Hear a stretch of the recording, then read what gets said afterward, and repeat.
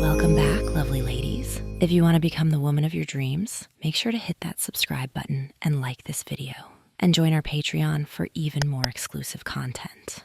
Now, let's dive into today's story. That evening, the house felt too big and too quiet. The Chicago wind rattled the windows, and the forecast had called for snow starting at dusk, the kind of heavy downfall that blankets the city and muffles every sound. The streets and yards would be white by morning. Sitting in that silence, I fixed myself something special for dinner: onion soup and steak frites. It was the kind of meal my wife and I might have savored together in happier times, maybe even in some cozy French bistro on a winter evening. She had been gone for months now, after a long illness that stretched over nearly 2 years. In that time, I'd grown accustomed to cooking meals alone. Still, it never felt right. That night, as I cooked and set the table for one, I tried to remember the last time the two of us had shared a meal in any real, meaningful sense. Memory failed me. It had been too long. I ate in the living room, wearing a pair of casual flats that had once belonged to her. I had grown bold in recent days, thinking about old times and secret dreams. My wife's clothes still hung in the closet, perfectly preserved. I had decided to slip into something comfortable, a pair of her flats and a soft sweater, just to see how it felt. On the coffee table was a glass of Pinot Noir, its ruby red surface catching the lamplight. I had the evening news on low volume, just background noise. By the time the weatherman finished his forecast, announcing heavy snow all night, the wine was mostly gone. My head felt a gentle buzz, and I could almost imagine my wife's voice urging me to loosen up. It had been so long since I'd felt any kind of excitement or mischief. My meal done, I cut myself a slice of chocolate cake and poured the last of the red wine. In my mind, I saw myself years earlier, the first time I had ever tried something of hers on. Just a silly experiment, a boyish curiosity. Now, decades later, here I was again in her clothes, feeling an odd mix of comfort and sadness. The idea came to me: why not call Tommy? Tommy had been my best friend since we were just a couple of 9-year-olds playing catch in the alleyway. He stood next to me at my wedding as my best man. He had been so close to my wife that he cried openly at her funeral, not caring who saw. For years, Tommy worked for the Pritzkers, traveling the world on their behalf. When he retired early, he settled into a beautiful beachfront villa on the Florida Panhandle. He never married, and my wife had once confessed to me privately that she suspected he was gay. Maybe he was. Maybe he wasn't. He never showed a hint of settling down, never talked about a partner, male or female. He remained a brilliant, sociable man who kept his inner life mostly to himself. He had texted me earlier that day, "Are you okay? Call any time." It was just like him, short and to the point, but I could feel the warmth in his message. It reminded me that I was never truly alone. I picked up my phone and called. "Hi, Guy," he answered. His voice was as cheerful as ever. "Hi, Tommy. Thought you could give me some tips on Thanksgiving for one," I said, my voice steady but quieter than usual. "You've come to the right place," he teased. "My specialty. Consider working in a soup kitchen, maybe." "After the pandemic. Seriously, how have you been?" "Just another day in paradise," he said. "Seriously, how are you holding up there in the tundra?" I glanced out the window. Snow was tapping the glass. "It's getting nasty out there." "I bet it is. Why don't you come down here and thaw out for a few days?" The idea was tempting. "I might just take you up on that," I said, surprising even myself. "Come on, what's stopping you? Once you dig out, get in that fancy Audi of yours and drive south until you smell salt air." I've got a guest room with your name on it." We made tentative plans for me to arrive on Saturday. I liked the way he sounded, warm, inviting, encouraging. After I hung up, I finished my cake, washed the plate, and looked around. The house still felt empty, but now I had a destination, something to look forward to. I slept deeply that night, more deeply than I had in months, nestled in one of my wife's old Lands nightgowns. The next morning was Thanksgiving. I woke to a world wrapped in white. The snow had delivered as promised, piling up in drifts that half buried the shrubs outside. I made a bowl of cereal, still dressed as a woman, then remembered my family Zoom calls. I had 2 daughters, both well into their adult years now, and grandchildren who would be expecting a visit from Grandpa today, even if it was only virtual. So I pulled out some old clothes of mine, the kind grandfathers wear, a worn sweater, slacks, slippers. My wig, my makeup, and all the other feminine touches were carefully put aside. For a few hours, I would be Grandpa again. On the Zoom call with my older daughter and her family, I played my part.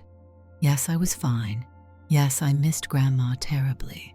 Yes, I planned to have a lovely Thanksgiving meal, courtesy of a delivery from a famous Chicago restaurant.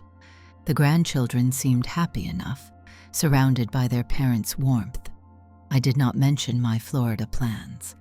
No need to invite speculation.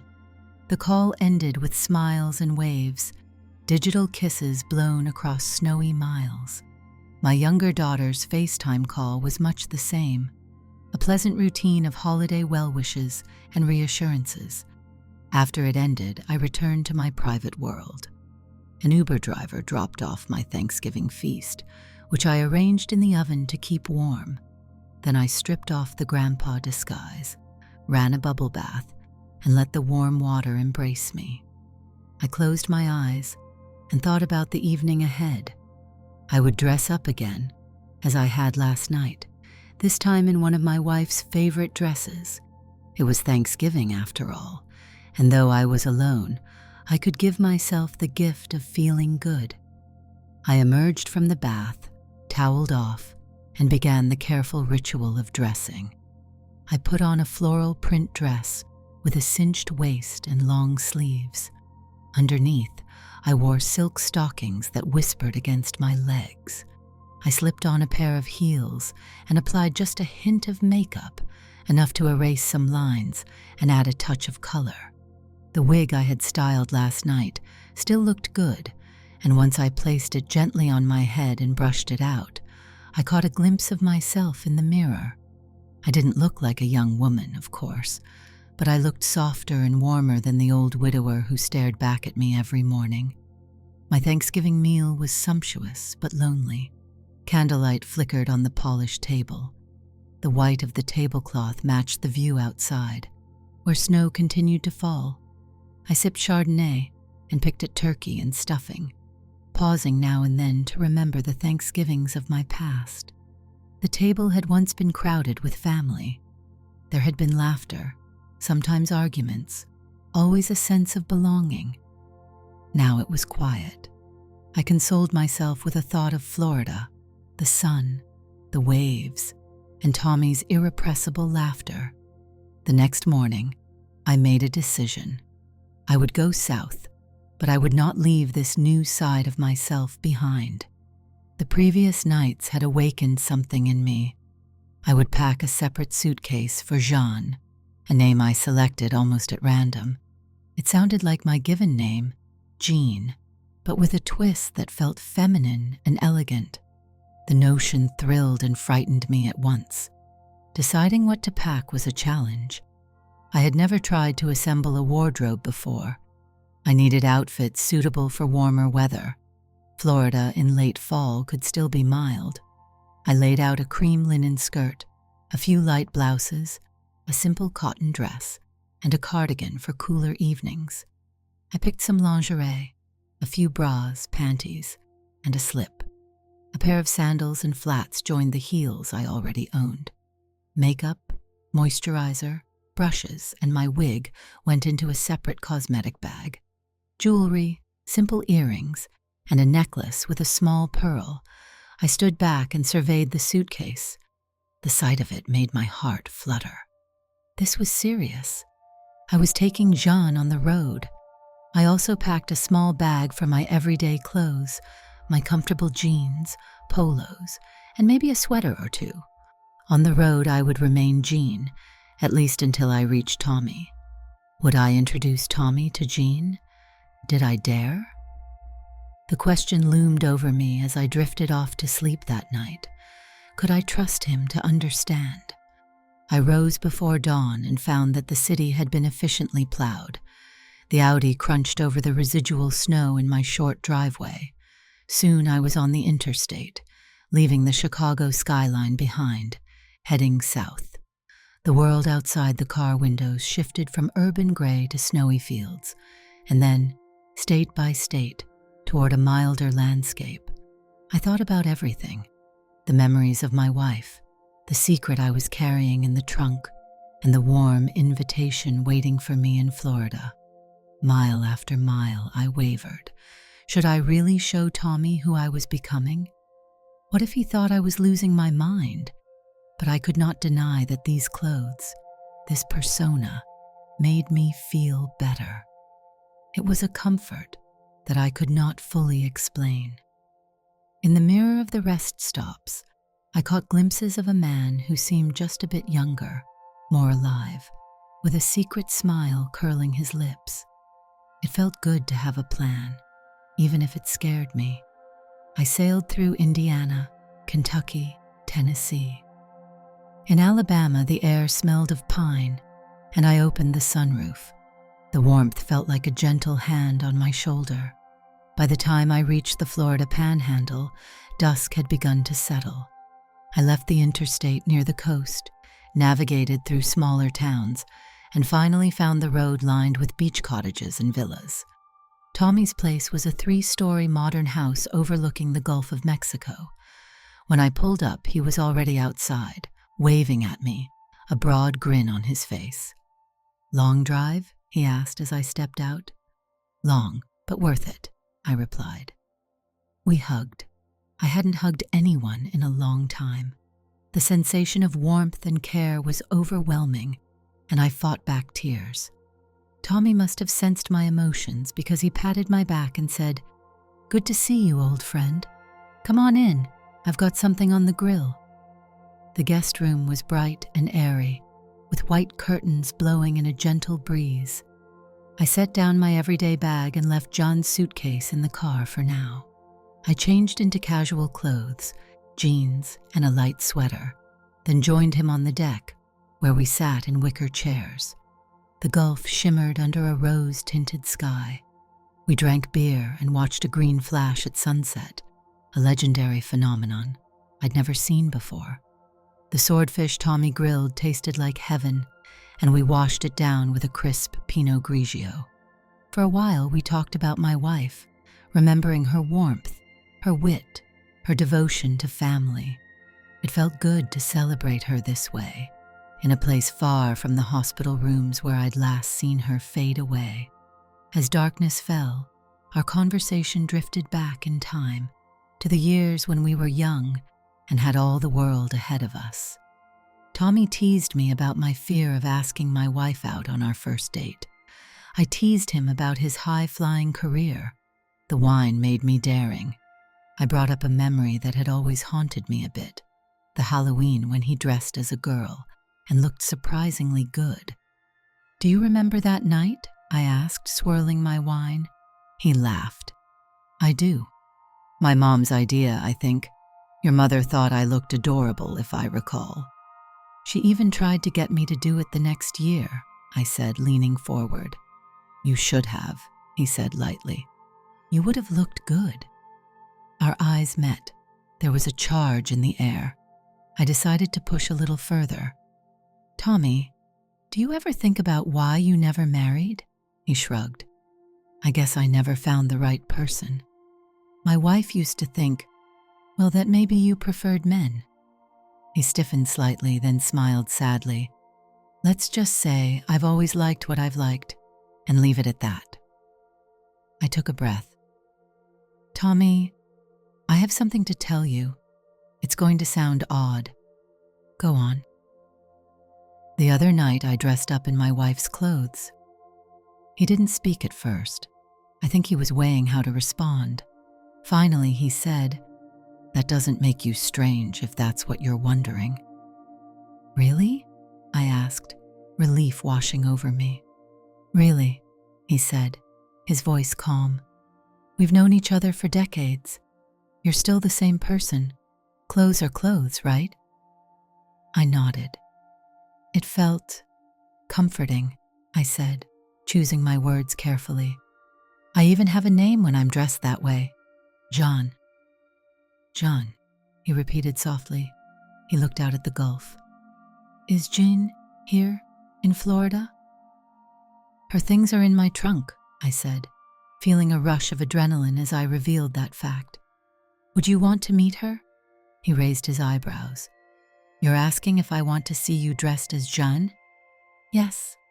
I'm not entirely sure why I want you to see, but I do. His gaze held mine. Jean, if it's important to you, yes. Show me Jean. Give me half an hour, I said, my heart pounding. I retrieved the suitcase and slipped into the guest bathroom. My hands trembled slightly as I selected an outfit, a white eyelet skirt, a black and white top, and matching flats. I put on a bra and panties, then carefully applied makeup. The wig settled into place around my face. A soft fragrance and a touch of jewelry completed the picture. I took a deep breath and stepped out into the hallway. In the kitchen, Tommy was pouring margaritas. He turned, saw me, and for a moment he was speechless. Wow, he finally said. Jean, you look wonderful. My nervousness melted. Do I look all right? You look more than all right, he said quietly. Sit with me. We moved to the living room and settled on the sofa. He handed me a glass. We sipped in silence. He studied me with an intensity I hadn't seen before. It wasn't just curiosity. It felt like admiration. I smoothed my skirt over my knees, remembering how my wife once taught me the subtle arts of posture and grace. Tommy, I began, I need to ask you something else. I've always wondered if you ever had feelings for me, back when we were kids. He chuckled softly, then took my hand. His was warm and steady. Jean, I had a crush on you for years. I was too young, too scared, too confused to know what it meant. I kept hoping you'd magically turn into someone I could be with, someone who matched what I wanted. That Halloween when I dressed as a girl, maybe I was trying to bridge that gap somehow.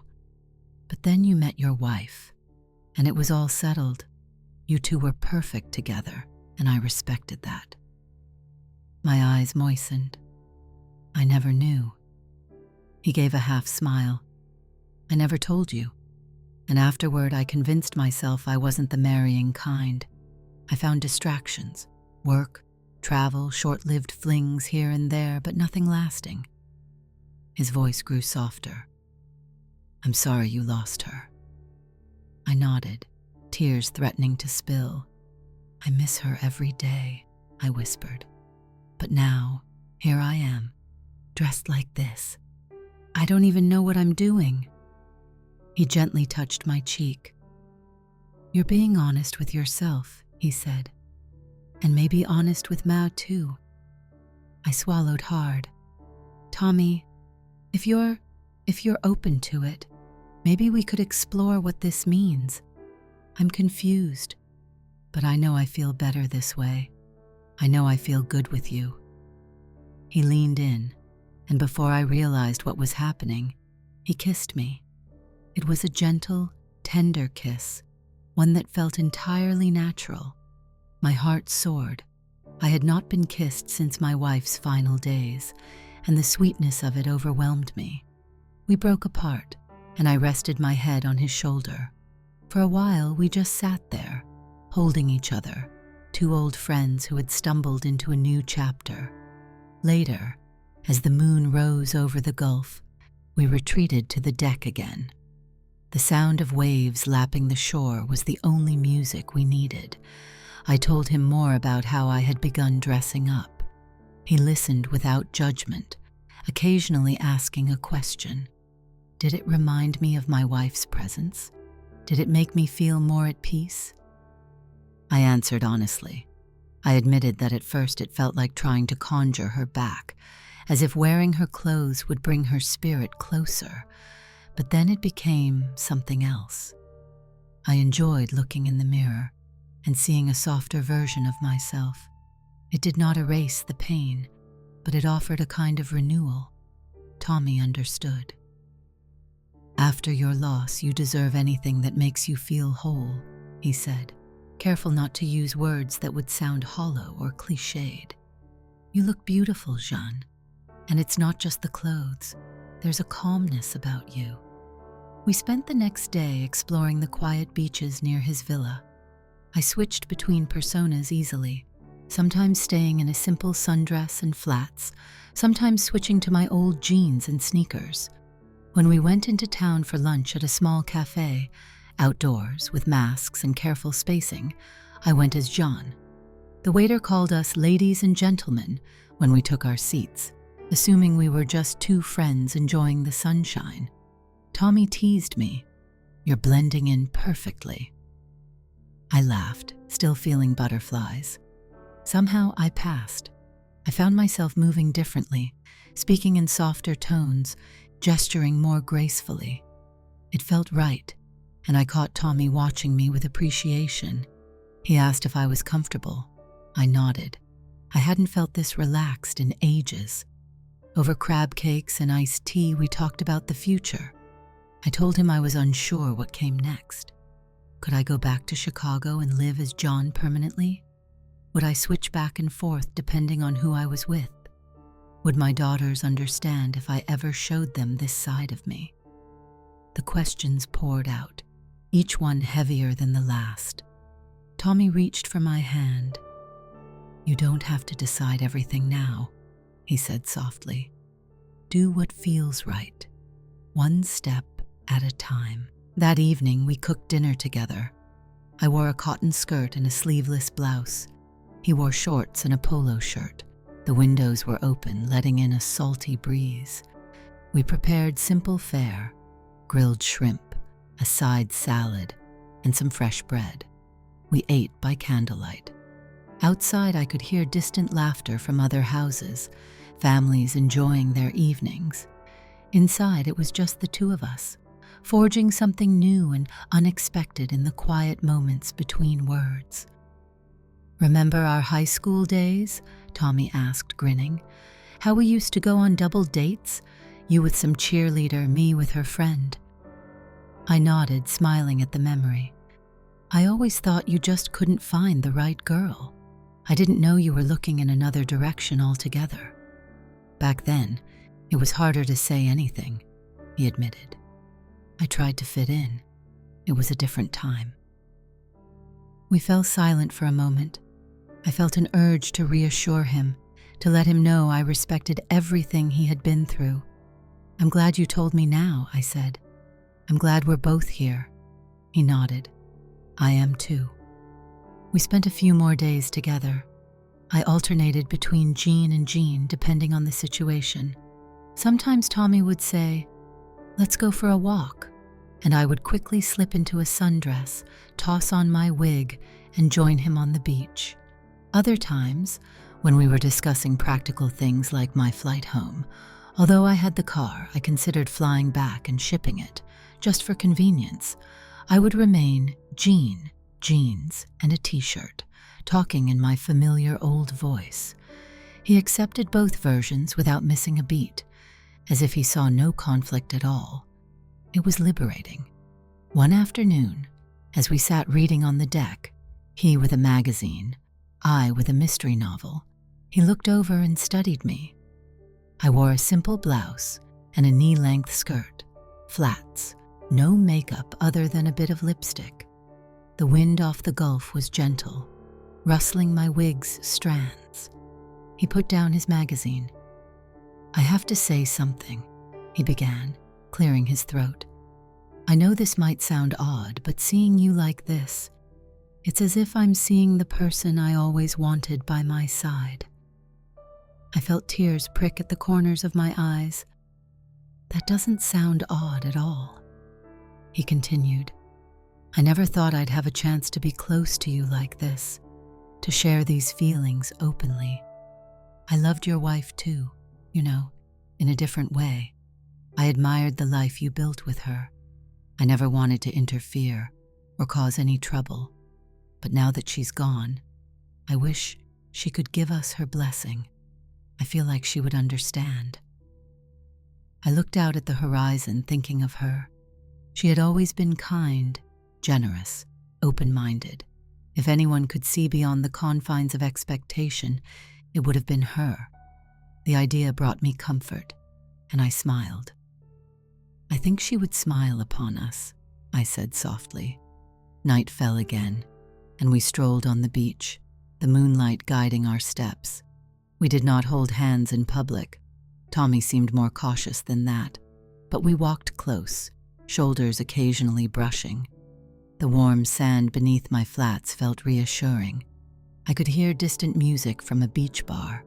I wondered what my life would look like now, whether I would try to build something here or go back to Chicago and maintain both sides of myself quietly. I wondered what my daughters would say if they knew. For now, I let those worries drift away on the ocean breeze. My departure day arrived too soon. I planned to drive back. I had responsibilities, after all, and my daughters were expecting me home at some point. Tommy helped me load the Audi. Jean's suitcase and Jean's bag rode side by side in the trunk. Before I climbed into the car, Tommy reached out and touched my arm. He had a serious look on his face.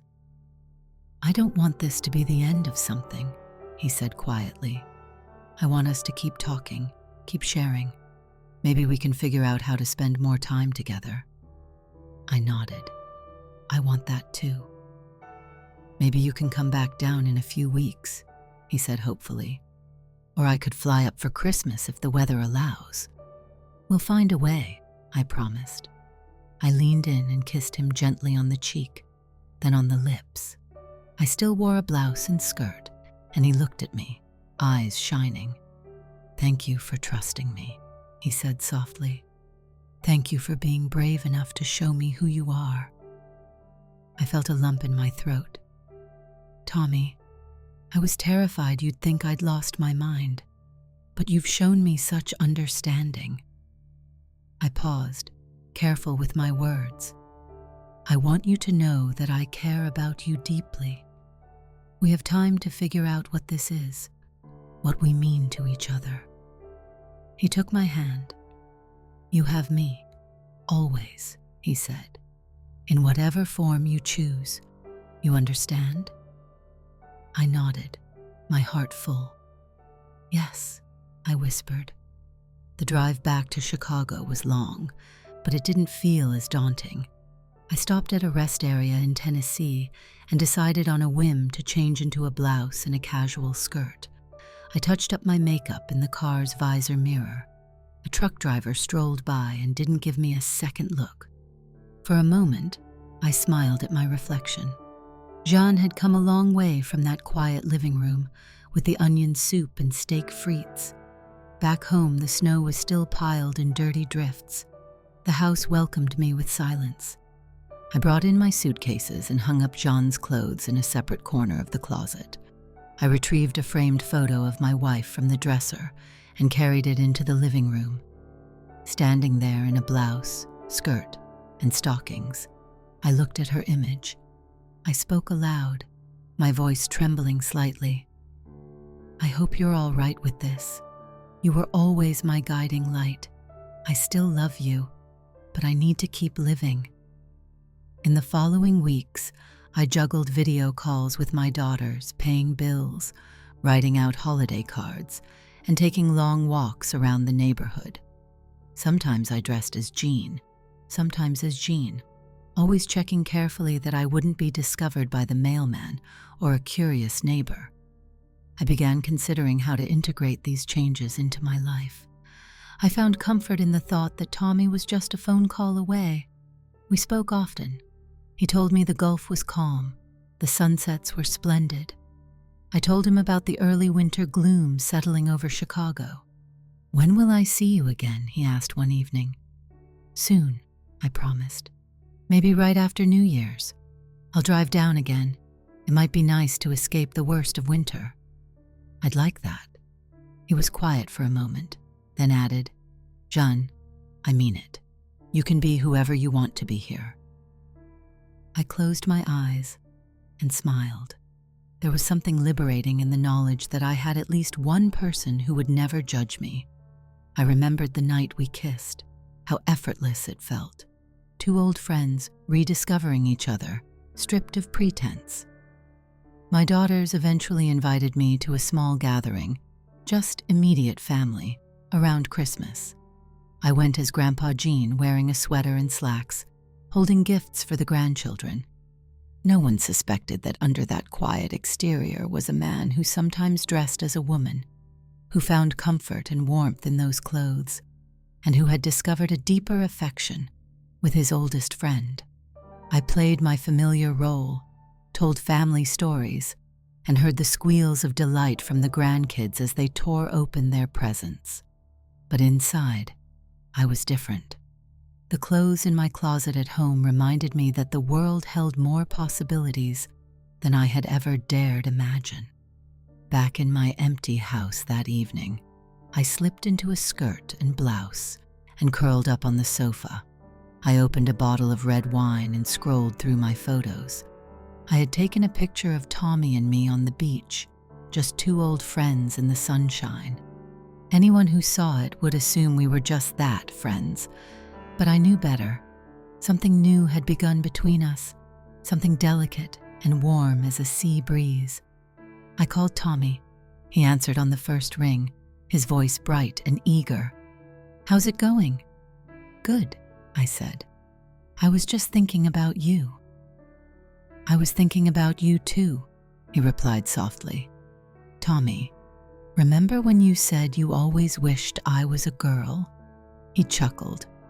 "I said a lot of things that night. Well, here I am, not exactly a girl, but something that makes me feel good and whole. Is that enough for you?" My heart skipped a beat, waiting for his answer. He let out a soft breath. "It's more than enough. Just promise me something." "Anything. Promise you won't change anything. I love you just the way you are." Did you like the story? Hit that like button and tell me what you thought in the comments. Do you want to hear more stories? Subscribe and hit the bell. For exclusive content and early access, check out our Patreon. You can find the link in the description, or you can watch any of the videos shown on my right. Thank you for watching and see you in the next video.